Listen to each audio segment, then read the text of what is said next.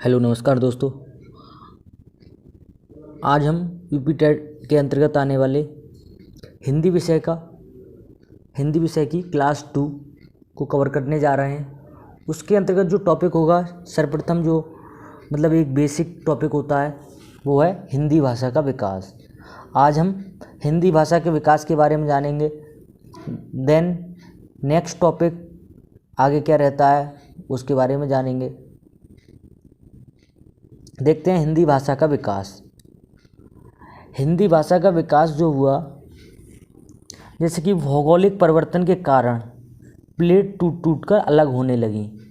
तो जैसे कि एक प्लेट है, कोई एक प्लेट है, उस पर कोई भी आपदा आने के कारण अगर प्लेट टूट जाती हैं, तो अगर यहाँ पे कोई लोग रह रहे हैं, यहाँ पर कई लोग रह रहे हैं, यहाँ पर कई लोग रह रहे हैं, जब ये प्लेट टूट जाएगी तो फिर ये बिखर जाएंगे, ये बिखर जाएंगे, ये बिखर जाएंगे। तो फिर आपको ये समझ में आता है कि अगर ये प्लेटें बिखर जाएंगी और ये बिखर जाएंगे, ये बिखर जाएंगे, तो ये प्लेट कहीं ना कहीं जाके जो मिलेगी, कहीं ना कहीं जाके ये प्लेट जुड़ेगी। तो फिर उन भाषा एक भाषा का दूसरे भाषा के साथ संधि हो जाएगी, यानी कि एक भाषा जो है दूसरी भाषा के साथ जुड़ जाएगी, तो एक नई भाषा बन जाती है। तो ऐसे ही हम देखते हैं, कुछ आगे पॉइंट है। वर्तमान में भाषा वैज्ञानिकों ने पाया कि कई भाषाएं ऐसी हैं जिनका आदि रूप एक है, यानी कि मैंने बताया भी था कि जैसे कि कोई एक प्लेट है, उसका एक हिस्सा कहीं और चला गया, एक हिस्सा कहीं और चला गया, परंतु उसका जो आदि रूप है ना, जो उसका केंद्र बिंदु है वो एक ही है। ये इस पॉइंट में भी आप देख सकते हैं। जिन भाषाओं का आदि रूप एक मिला, उन्हें एक साथ रखकर एक भाषा परिवार बना दिया गया। इस प्रकार अनेक भाषा परिवार का जन्म हुआ, जिसमें यूरोपीय भाषा परिवार एक प्रमुख है।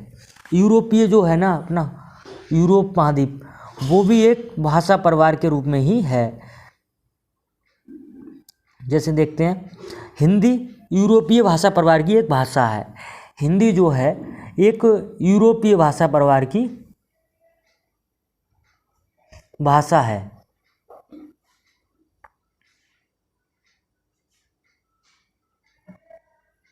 अब जैसे नेक्स्ट देखते हैं, हिंदी भाषा परिवार यूरोप से होकर भारत तक फैला, इसे यूरोपीय भाषा परिवार कहा गया। हिंदी भाषा परिवार यूरोप से होकर भारत तक फैला, अतः इसे यूरोपीय भाषा परिवार कहा गया। अब जैसे कि ये भारत का नक्शा है, अब नेक्स्ट टॉपिक समझते हैं। जैसे कि भारत का नक्शा है, ये स्थल मार्ग हो गया, पंजाब वाला एक स्थल मार्ग है। अगर किसी विदेशी आक्रांता को अगर भारत पे आक्रमण करना होता था तो पंजाब के माध्यम से ही आता था, पंजाब राज्य के सीमा से ही आता, क्योंकि वही स्थल मार्ग ऐसा है जिससे आक्रमण हो सकता है। तो देन देखते हैं, जैसे कि ये स्थल मार्ग हो गया। आर्य जो आए थे, सर्वप्रथम माना जाता है कि आर्य आए, तो आर्य जो आए वो इसी स्थल मार्ग के रास्ते से आए। देन और पंजाब में आए, सर्वप्रथम पंजाब में आए, और वो अपने साथ क्या नहीं लाए, तो नौकर स्त्री और अन्य जो ज़रूरत की नीड रहती है ना, जैसे कि बेसिक नीड रहती हैं, जैसे कि खाना वगैरह। ये थोड़ी ना कि अगर आपको राज्य करना है कहीं पे, तो आप ये थोड़ी ना लाओगे। अब 1-2 दिन के लिए रुकना होता तब खाना ला सकते हो। नेक्स्ट अगर आप कहीं राज्य ही करना है, कहीं पे रहना ही है, आजीवन रहना है, तो आप खाना वगैरह वहीं की ज़रूरत जो लोकल लोग हैं उनसे ही नीड पूरी करनी पड़ेगी। तो नेक्स्ट देखते हैं, जैसे कि आर्य लोग विदेश से भारत आए, सबसे पहले पंजाब में रुके। सबसे पहले उन्होंने ऋग्वेद की रचना की, क्योंकि माना जाता है कि ऋग्वेद की रचना आर्यों ने की है।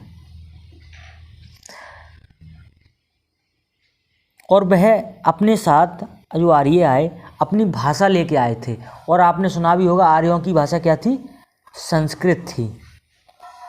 आर्यों की भाषा क्या थी, संस्कृत थी। तो महर्षि पाणिनि एक वैज्ञानिक वो महर्षि पाणिनि एक ऋषि होते हैं। उन्होंने क्या किया, आर्य भाषा को संस्कारित कर दिया, क्योंकि अब आप समझिए इसको। आर्य आए, देन पंजाब में रुके, उन्होंने वहां के राजा को हराया। वहां का राजा तो भाग गया, लेकिन वहां की प्रजा कहाँ भाग जाती, क्योंकि उसे तो टैक्स देना है, कर देना है, लगान देनी है, तो वो तो इस राजा को नहीं, उस राजा को देगी, सो इस राजा को दे देगी। उसे तो देना ही है, टैक्स कर और लगान देनी है, तो वो तो किसी भी राजा को दे देगा, मतलब वहाँ की प्रजा तो किसी भी राजा को दे देगी। तो नेक्स्ट ये रहता है कि वहाँ की प्रजा तो कहीं जा नहीं सकती। देन राजा भाग गया। अब उसके साथ क्या हुआ कि आर्यों की भाषा संस्कृत थी, आर्य आए, तो मतलब वहाँ के लोकल लोगों से उन्हें नीड थी खाने की, दूध की, कपड़े की, पानी की। तो उसके लिए क्या होता है कि दो भाषाएं, यानी कि भारत की भाषा जो हिंदी थी और उनकी संस्कृत कंबाइन होकर इसकी जो शुद्ध रूप था ना संस्कृत का, वो बिगड़ने लगा, यानी कि मिश्रित भाषा बनने लगी, मिश्रित भाषा बनने लगी। तो ये सब देखा जब महर्षि पाणिनि ने, तो उन्होंने क्या कहा, उन्होंने मतलब सोचा कि क्यों ना ऐसे संस्कृत को संस्कारित किया जाए। संस्कारित करने से क्या है, उन्होंने एक ग्रंथ बना दिया जिससे कि इसका आदि रूप एक रहेगा, ये नहीं है कि मिक्सअप होने के बाद ये मतलब इसका रूप बिगड़ जाए। तो इसी वजह से उन्होंने संस्कारित किया। संस्कारित किए जाने के कारण ये भाषा संस्कृत कहलाई। संस्कारित किए जाने की भाषा ये। अब ये क्वेश्चन भी बन जाता है ऐसे ही, ध्यान रखिएगा। आर्यों की भाषा क्या हो गई, संस्कृत हो गई। अब संस्कृत के बारे में जानते हैं। संस्कृत वह है जिसका कोई अपना जिसमें कोई परिवर्तन नहीं हुआ, जिसमें वेदों की रचना हुई, वो क्या कहलाई, वैदिक संस्कृत। संस्कृत के दो भाग हो जाते हैं, वैदिक संस्कृत, और जिसमें लोक भाषा लिखी गई, लोक भाषा, वह क्या कहलाई, लौकिक संस्कृत। तो संस्कृत के भी दो भाग हो जाते हैं, वैदिक संस्कृत, लौकिक संस्कृत। अब हम देखते हैं कि महर्षि पाणिनि से संस्कारित किया, आर्य भाषा क्या कहलाई, संस्कृत कहलाई। तो देन ये सब नेक्स्ट पॉइंट, मतलब ये सब पॉइंट हैं आपको याद रखने हैं। और इसकी जो हैंड रिटन नोट्स हैं, ये जो PDF जो मैं जिससे देख के या फिर जिससे आपको पढ़ा रहा हूँ, तो वो PDF भी हमारे टेलीग्राम ग्रुप पे मिल जाएगी, उससे आप जुड़ सकते हैं। लिंक डिस्क्रिप्शन में डाल दिया गया है। तो आप अब आज की क्लास हम यहीं रहने देते हैं, क्योंकि छोटी क्लास से जितनी रहेगी उतना अच्छा समझ में आएगा, क्योंकि ज़्यादा भी एक बार में 1 घंटा 2 घंटे पढ़ने से कुछ ज़्यादा समझ में नहीं आता है। तो मिनिमम से मैक्सिमम आउटपुट निकाला जाए। तो इसी के साथ हम अपनी क्लास को समाप्त करते हैं और मिलते हैं नेक्स्ट डे, कल को मिलते हैं। और अगर वीडियो अच्छी लगी हो तो चैनल को सब्सक्राइब करना ना भूलें।